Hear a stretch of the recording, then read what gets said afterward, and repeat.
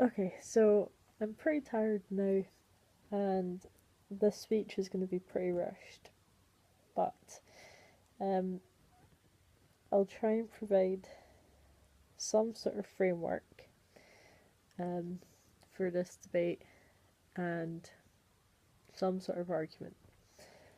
Uh, so, in terms of framework, there's obviously individual things that uh, cats are better than dogs at. So it might be like seeing in the dark or something like that, right?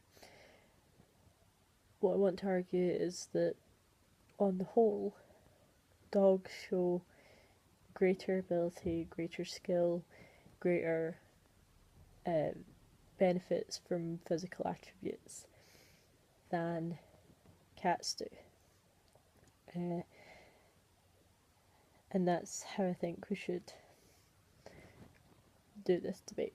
Obviously, that's up for discussion if the admin feels like it. So, I'm going to argue, first of all, that the active socialization in dogs shows them to be, on the whole, better than cats, or have greater ability than cats.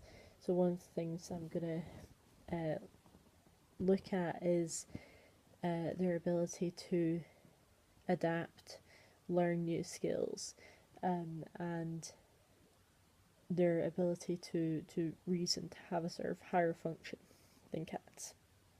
Um, so let's look at socialization first. So this is things like forming a relationship, forming a hierarchy, being able to put the needs of their pack or their family above their own individual needs. Now, this is something that you don't see in cats. Um, the most you'll ever see is sort of shared hunting ground and mothers uh, tending to and feeding their babies and so on. But you don't see this level of socialization. You don't see this level of sort of like extra awareness of not just themselves but also the individuals around them. Now, what does this mean in terms of dogs being good at things? So, as the first speaker in proposition pointed out, it tends to make them quite good at things like companion and assistance dogs, um, and this is because of that socialization factor. One of the biggest things that allows you to have that ability to socialize on this level is an increased intelligence. So you see with humans, dolphins, things like that. Um, this increased intelligence, again, with the socialization factor, allows them to have an increased awareness of their surroundings and an increased ability to um, work with those surroundings and learn from them and adjust to them. So, this means that dogs have been shown to be able to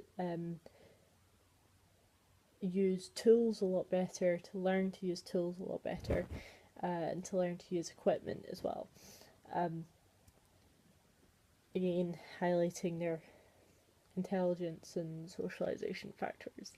This is something that cats simply do not have access to because they are solitary animals. They don't have the pack genetics essentially, which means that they can never have access on the whole to this idea of socialization and the benefits that that brings. That means that in the majority of situations, um, your average dog is going to be much better equipped to deal with changing situations than your average cat is. So, um, given that this was brief and rushed, I think I'll leave it there for just now, and I'll be interested to see what the admin has to say in previous rounds.